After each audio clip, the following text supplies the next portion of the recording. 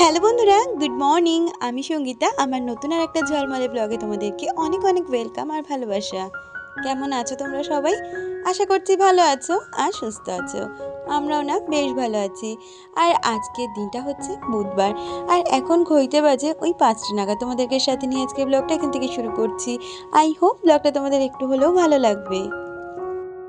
প্রতিদিনই জানো তো সকাল 5টার সময় অ্যালার্ম দিয়ে রাখি ঘড়িতে, কিন্তু কখনো কখনো দেখা যায় অ্যালার্মের আগেই আমি উঠে যাই। 4:45 4:30 দিকে ঘুম ভেঙে যায়। তবে আজকে ঘুম ভেঙেছে কিন্তু একদম অ্যালার্মের আওয়াজে। আর উঠেই না খুব তাড়াহুড়ো করে কাজগুলো করতে হচ্ছে। আসলে 5টায় যদি কাজ শুরু করি তাহলে দুষ্টুর স্কুলের একটু হলেও আমার দেরি হয়ে যায়, মানে কাজটাকে অনেক তাড়াহুড়ো করে করতে হয়। কিন্তু যদি একটু আগে উঠতে পারি, মানে ওই 4:45 নাগাদ উঠে যদি এই বাসি কাজকর্মগুলো সারতে পারি, সেক্ষেত্রে আমার কাজগুলো ধীরে ধীরে করলেও হাতে অনেকটাই সময় থাকে। তবে আজকে দুষ্টু আমার সাথে সাথে উঠে পড়েছে, কারণ আমি যদি 4:45 উঠি ওকে আমি 5:10-15 ডেকে দিই। তবে আজকে দেখলাম ও তাড়াতাড়ি উঠে পড়েছে আর আমার তো একটু দেরি হয়ে গেছে 10-15 মিনিটের। তাই তাড়াতাড়ি করে এখন বাসি কাজগুলো সেরে নিচ্ছি প্রতিদিনের মতন। কথা বলতে বলতে অনেকটা বাসি কাজই কিন্তু এগিয়ে গেছে। সমস্ত ঘর বারান্দা ঝাড় দিয়ে এখন উঠোনটাকেও ভালো করে ঝাড় দিয়ে নিচ্ছি। আর তারপর ফ্রেশ হয়ে নেব। আজকে জানো তো দুষ্টুর স্কুলে টিফিন বানানো নেই, কারণ কালকে তোমাদের দেখিয়েছিলাম না ওই বিকালের দিক করে প্যান ফ্রাই মোমো বানিয়েছিলাম। তো বেশ কিছুটা মোমো রয়ে গেছিলো। তো ও বলেছিল আমি কালকে স্কুলে নিয়ে যাব, আমার জন্য রেখে দিস। তাই ওইটাই আজকে একটু গরম করে দেবো। প্রতিদিন সকালে না টিফিন বানিয়ে ওঠা হয় না, তবে চেষ্টা করি প্রায় দিনই করে দেওয়ার। যেদিন করতে না পারি সেদিনকে কেনা টিফিন, মানে ওই কেক বিস্কিট দিয়ে দিই। ও তো আবার 11:30টার মধ্যে চলে আসে, তখন এসে টিফিনটা করে নেয়। সকালের টাইমে খুব ভারী কিছু তো কেউ খেতে পারে না। আর আমি দেখেছি ও যদি সকালবেলা ভারী কিছু টিফিন দিয়ে দিই, দুপুরবেলা মানে ওই 11টার দিকে এসে আর কিছু খেতে চায় না।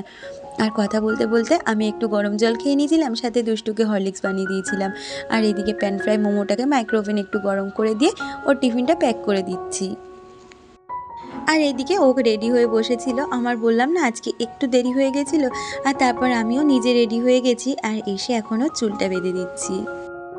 আমাকে আমাদের ছোট্ট সংসার চ্যানেল থেকে দিদি কমেন্ট করেছে, সে লিখেছে খুব ভালো লাগলো আজকের ভিডিওটা। সারাদিন সেরকম একটা সময় পাইনি, তাই রাত বাজে এখন 1:30 তোমার ভিডিও দেখলাম। Thank you so much. সারাদিনের মধ্যেও যে রাত্রের সময় করে আমার ভিডিও তোমরা দেখো, আমার কিন্তু ভীষণ ভালো লাগে। সেরকমভাবে পিয়ালিও আছো যে বলো আমার ভিডিও তোমার রাত্রিবেলা না দেখলে নাকি ঘুমই আসে না। তো তোমাদের কাছ থেকে এই ভালোবাসা পাওয়াটাই জানো তো আমার কাছে অনেকটা। তোমাদের মতন এত ভালো ভালো বন্ধু পেয়েছি, তো সেগুলো কিন্তু কখনোই হারাবার না। আর এদিকে কিন্তু আমার স্নানটা হয়ে গেছে। আর স্নানের পরে যে জামা কাপড়গুলো থাকে সেগুলোকে মেলে দিচ্ছি। আর গাছে দেখলাম 2-4টে করে ফুল ফুটেছে। তো এইখানে নয়নতারা গাছেও না ফুলের সাইজটা অনেক ছোট হয়ে গেছে, জানো তো কেন জানি না, ফুলগুলো অনেক ছোট ছোট ফুটছে। তো ওখান থেকে কয়েকটা ফুল কুড়ালাম। আর ওই যে পিছনে দেখছো ওটা আমাদের টগর গাছ। গাছটাই বড় কিন্তু ফুল সেরকমভাবে দিচ্ছে না। তো ওখান থেকেও বেশ কয়েকটা ফুল নিয়ে এসেছি। আর এই যে আমার গাছে কিন্তু ফুটেছিল আজকে 3টে সানফ্লাওয়ার, সেগুলো তুলে আজকে পুজো দিয়ে নিচ্ছি। এখনও দেখো অনেকগুলো কড়ি রয়েছে, মানে এখনও অনেকগুলো ফুলই ফুটবে। আর এই সানফ্লাওয়ার গাছটাও কিন্তু আমাকে দাদাই দিয়েছে। গাছ এখন আমি কিনিই না বলতে পারো, যা গাছ দেয় আমাকে দাদাই দেয়। আর এইদিকে আমার কিন্তু খুব সুন্দর করে ফুল দিয়ে গোপাল দিয়ে সাজানো হয়ে গেছে। সাথে এখন আরতিটাও সেরে নেব। আমাকে সাথী মণ্ডল কমেন্ট করেছিলে, সে জানতে চেয়েছো দিদিভাই তুমি সারাদিনে গোপালকে কতবার সেবা দাও। আর গোপালকে তো অনেকেই অনেক রকম চিন্তা ভাবনা নিয়ে সেবা দেয়। যেমন কেউ ছেলের মতন করে, কেউ আবার বন্ধুর মতন করে, আবার কেউ ভগবানের মতন করে। তোমার বাড়ির গোপালকে কিভাবে সেবা দাও যদি একটু বলো। তো সাথী তোমাকে বলতে চাই, আমার বাড়ির গোপালকে কিন্তু আমি 3 বেলা সেবা দিই। আমি সকালটা আর সন্ধ্যের টাইমটা দিই, আর তোজো দুপুরের টাইমটা দেয়। আর এই 4 গোপু সোনাকে বলতে পারো আমি কিন্তু আমার সন্তানের মতনই দেখি। আর এই তো দেখো কথা বলতে বলতে প্রতিদিনের মতন পুজো সেরে আমি কিন্তু চা করে নিতে চলে এসেছি। তো তোমরা দেখতেই পাও আমি যে চাটা করি একদম চিনি ছাড়া, মানে আমি চাটা খাই চিনি ছাড়া আর আমার হাজব্যান্ড খায় চিনি দিয়ে। তো সেই জন্য প্রথমে চাটা আমি নিজের জন্য ছেঁকে নিই, তারপরে আমার হাজব্যান্ডেরটা চিনি দিয়ে ফুটিয়ে দিই। আর চা খাওয়া হয়ে গেছে, ইতিমধ্যে আমার হাজব্যান্ডও বাজারে চলে গেছে। আজকে জানো তো ওর ছুটির দিন, তো সেই জন্য ও আগেই সকাল সকাল বাজারে চলে গেছে, কারণ বাইরে না ভীষণ রৌদ্রের তাপ আর সেরকমভাবেই গরম। আর আমি ভাবলাম কি এই সময়টা নষ্ট না করে যতই ছুটির দিন হোক আমি আগে কাজগুলোকে গুছিয়ে নেব। ওই যে তোমাদের বলি না, হাজবেন্ড একদিনই সপ্তাহে বাড়ি থাকে, সেই দিনটা ওকে যদি সময় না দিতে পারি আমারও ভীষণ খারাপ লাগে। তাই চেষ্টা করি সংসারের কাজগুলো দায়িত্বপূর্ণভাবে নির্দিষ্ট সময়ের মধ্যে গুছিয়ে নেওয়ার। তা বলে যে কাজগুলো তাড়াহুড়ো করে গুছিয়ে নেওয়া মানে এটা নয় যে আমি অগোছালোভাবে কাজ করি। একটা অভ্যেস হয়ে গেছে জানো তো, তাড়াহুড়ো করে কাজ করলেও কিন্তু কাজগুলো পরিপাটিভাবে সুন্দরভাবে গুছিয়ে নিতে পারি। তো এইদিকে এই ঝুড়ির জামা কাপড়গুলো দেখলাম বেশ ওলটপালট হয়ে গেছে, তাই সেই ঝুড়িটাকে একটু ভালো করে গুছিয়ে নিলাম। আর ওইদিকে তো বিছানাটা পরিষ্কার হয়ে গেছে, সাথে এই যে সোফাটা সেটার কভারটাকেও ভালো করে টান টান করে পেতে দিচ্ছি। আর এখানে যে জিনিসগুলো থাকে সেগুলোকেও গুছিয়ে নিচ্ছি। আর এই কাজগুলো করতে করতে আমি ওদিকে তোজোকেও তুলে দিয়েছি, মানে ডাকাডাকি করতে করতে সেও উঠে গেছে।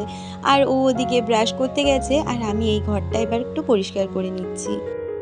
আমাকে মমতা সাউদি কমেন্ট করেছে, সে লিখেছে তোমার ভিডিও আমি রোজ দিনই দেখি, কিন্তু সব দিন কমেন্ট করে হয়ে ওঠে না। তুমি যে নতুন করে আবার ভিডিও দিচ্ছ এতে আমি ভীষণ খুশি। সব মিলিয়ে ভিডিওটা বেশ সুন্দর হয়েছে। থ্যাংক ইউ সো মাচ দিদি, তোমরা এইভাবেই আমার পাশে থেকো সব সময়। তো তুমি যে কমেন্ট নাও করতে পারলে, তুমি যে আমার ভিডিও দেখো, এটাই কিন্তু আমার কাছে অনেকটা বড় পাওয়া। আর তোমাদের ওই যে বলি না, তোমাদের ছোট ছোট কমেন্ট আমাকে কিন্তু অনেকটা মোটিভেট করে পরবর্তী ভিডিও বানাতে, তার সাথে সংসারের কাজগুলোকেও পরিপাটিভাবে গুছিয়ে তোমাদের দেখাতে। আমাকে মিলন সাথী মল্লিক দি কমেন্ট করেছিল আগের দিনের ব্লগে। সে লিখেছে, দি নিরামিষ চাউমিনে আদা আর গোলমরিচ গুঁড়ো ছড়িয়ে দেবে, দেখবে ভালো লাগে। আর তোমার মতন আমিও হোয়াইট বেড কভার ইউজ করি, আমারও ভীষণ ভালো লাগে। তোমার রাধাকৃষ্ণের মতন আমারও আছে, আমি 12 বছর ধরে ভগবানের পুজো করছি। তোমার সংসারে যা কিছু আছে প্রায় সেম জিনিস আমার সংসারেও আছে, এমনকি তোমার কাচের প্লেট আর গ্লাস আর কাপ একই দেখতে। তোমার চয়েস আর আমার চয়েস কোথাও গিয়ে একই, এই জন্যই তোমাকে আমার ভীষণ ভালো লাগে। Thank you so much. তোমার যে আমার মতন সব জিনিস আছে এটা শুনে কিন্তু আমারও ভীষণ ভালো লাগলো। আর আজকে তো হাজবেন্ড যেহেতু অফিস যাবে না, সে কারণে সকালে ভাত খাবে না, সেই জন্য আমাকে কিন্তু আজকে একটা ব্রেকফাস্ট বানাতেই হবে, মানে সবার জন্যই বানাতে হবে। সেই কারণে চাউমিন করে নেব। তাই চাউমিনটাকে সিদ্ধ হতে বসিয়ে দিয়ে আমি ওইদিকে চালটা নিয়ে ভিজিয়ে দিচ্ছি, কারণ আজকে ভাতটা না একদম শেষে রান্না করব। তাই সকালের দিকে মানে রান্নার প্রথম দিকে যদি চালটা ভিজিয়ে রাখা যায় তাহলে কিন্তু চালটা ভালোভাবে ভিজে যায় আর ভাত হতেও অনেকটা কম সময় লাগে। আর আজকে জানো তো বাজার থেকে আনা হয়েছিল মাছের ডিম আর মাছের মাথা। তো আজকে মাছ কিছু আনা হয়নি, মাছের ডিম দিয়ে বড়া করব আর সেটারই ঝোল বানাবো। আর মাছের মাথা দিয়ে বানাবো আজকে পুঁই শাক। আর ওইদিকে আমি কিন্তু আগে মাছের মাথাগুলোকে ভেজে নিচ্ছি, তারপর পুঁই শাকটা বসিয়ে দেবো। আর এদিকে ভাবলাম কি মাছের মাথাটা ভাজা হতে হতে মাছের ডিমটাকে একটু মাখিয়ে রাখি। তো মাছের ডিম মাখানোর জন্য আমি একটু সামান্য পেঁয়াজ কুচি দিয়েছি, তার সাথে নুন হলুদ আর দিয়েছি একটু কর্নফ্লাওয়ার। এটা দিয়ে ভালো করে এটাকে মাখিয়ে নেব, আর তারপর একে একে বড়া করে নেব। আর বড়ার সাথে না একটু মাছের ডিম ভাজাও রাখবো, সেই ডিমটা আলাদা রেখেছি। আর তার বড়া করার জন্য যেটা করব সেটাকে মাখিয়ে নিলাম। আমাকে শ্যামলী বক্সিদি কমেন্ট করেছিল, সে লিখেছিল, খুব সুন্দর লাগলো দিদিভাই ভিডিওটা, তোমার কাচের মশলার জারগুলো কোথা থেকে নিয়েছো গো, খুব সুন্দর দেখতে লাগে। আসলে কাচের জারগুলো না আমার ভীষণ শখের, আর ওগুলো আমি অনলাইন থেকেই নিয়েছি। তুমি চাইলে আমি লিঙ্ক প্রোভাইড করে দেবো। আমি হচ্ছে তোমার ওই ছোটো যে কাচের জারগুলো সেগুলো মোস্ট প্রবাবলি ফ্লিপকার্ট থেকে নিয়েছি, কারণ অনেক দিন আগে নিয়েছি ভুলে গেছি। আর বড়গুলো হয়তো আমি ওই মিশো থেকে নিয়েছিলাম। যদি লিঙ্ক লাগে আমাকে বলো, আমি লিঙ্ক শেয়ার করে দেবো। আর যে কালো ঢাকনিওয়ালা জারগুলো দেখছো বড়গুলো, ওইগুলো আমি মিশো থেকে নিয়েছি। তবে ওগুলো জানো তো আমার প্লাস্টিকের নেওয়ার একদমই ইচ্ছে ছিল না।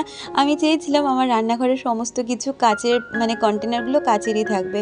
আসলে আমি দেখেছি কাচের জিনিস কিন্তু পরিষ্কার করাটা ভীষণ সহজ, আর তেল চিটচিটে না অত একটা পড়ে না। কারণ কাচের জিনিস তুমি একটু দেখবে সাবান জল দিয়ে ধুলেই সেটা একদম নতুন, মানে নতুনের মতন পরিষ্কার হয়ে যায়।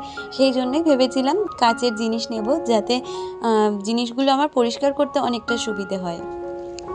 তবে কি বলতো, অত বড় কাচের কন্টেনার প্রথম কথা আমি পাইনি, যেগুলো পেয়েছিলাম সেগুলো ওই দোকানের যে বয়েম জারগুলো হয় তার মতন দেখতে, তো সেগুলো একদমই পছন্দ না। আর তারপরেও দামটা অনেকটা বেশি ছিল, যার জন্য ওই হোয়াইট কালারের কালো ঢাকনাওয়ালা কৌটোগুলো নিয়েছিলাম। ওগুলো ভালো লাগে, কখনো যদি চেঞ্জ করি তোমাদেরকে অবশ্যই জানাবো।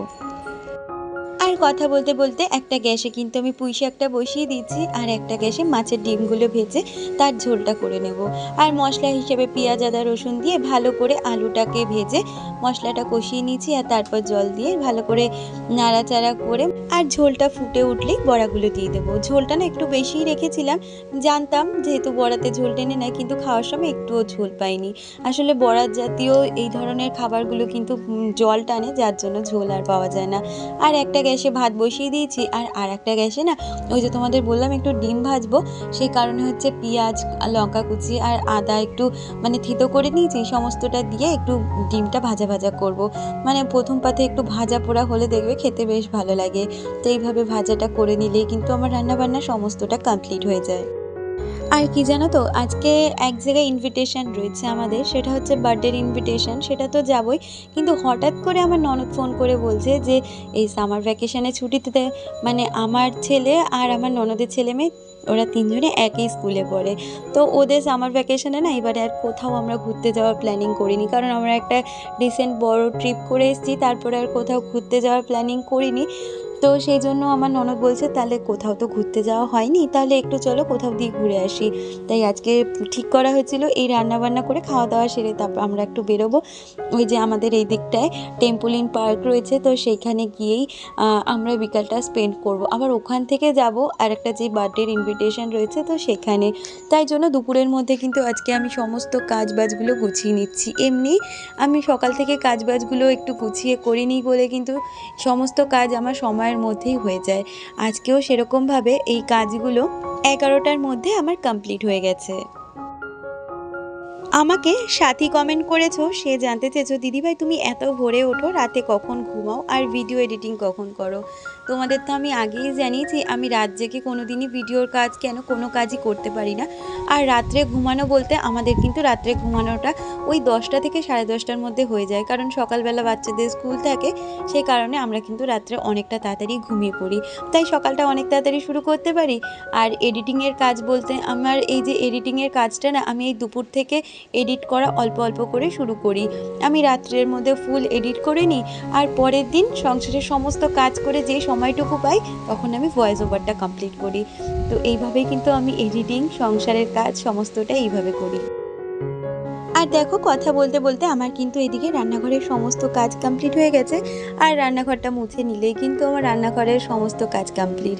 আর তারপরে ওইদিকে যে জামা কাপড়গুলো আছে আজকে আর বিকালের জন্য ফেলে রাখবো না, যেহেতু বিকালের সময়টা কিন্তু আমরা কেউ বাড়িতে থাকবো না, তাই এই বেলাতেই সমস্ত কাজ সেরে নেব। তাহলে চলো এই কাজগুলো সারতে সারতে আমার আজকে সুন্দর কয়েকজন বন্ধুদের নাম নেওয়া যাক। মমতা সাউ, পিয়ালি, আমাদের ছোট্ট সংসার, Sathi, Smiley Dipa, Runa blog, Apurba Mondal aesthetic Bengali blog, Shyamali Bakshi রত্নার lifestyle, Mousumi Ghosh Das, Nabita RV, Soma Debnath real blogger AP, Manasi Dhar, Biswajit Das, Priyanka Adhikari, masala রান্নাঘর, পরিশ্মা কুমারী, রিঙ্কু টুলি ব্লগ, সোমা গাঙ্গুলি, রাজিয়া খান, সায়ন্তিকা বর্মন, মিলন সাথী মল্লিক, বিশ্বরূপ দাস। তোমাদের সকলকে অনেক ধন্যবাদ আর অনেক ভালোবাসা প্রতিদিন আমাকে এত সুন্দর সুন্দর কমেন্ট করার জন্য। তোমরা এইভাবে আমার পাশে থেকো আর আমার চলার পথটাকে আরও একটু এগিয়ে দিও। আর এইদিকে দেখো কথা বলতে বলতে আমার সমস্ত জামা কাপড় ভাঁজ হয়ে গেছে, আর এগুলোকে জায়গা মতন রেখে দিয়ে আমি একটু গা হাত পা ধুয়ে নেব। সকালে একবার চান করি, কিন্তু রান্না শেষে কাজকর্ম সেরে না আবার যদি আমি গা হাত পা না ধুই আমার খুব গা ঘিন করে। আর তারপরে দুপুরে খাওয়া দাওয়া নিয়ে বসে পড়েছিলাম। তাহলে বন্ধুরা আজকের ভিডিওটা এই পর্যন্ত রাখছি, দেখা হচ্ছে পরবর্তী ভিডিওতে।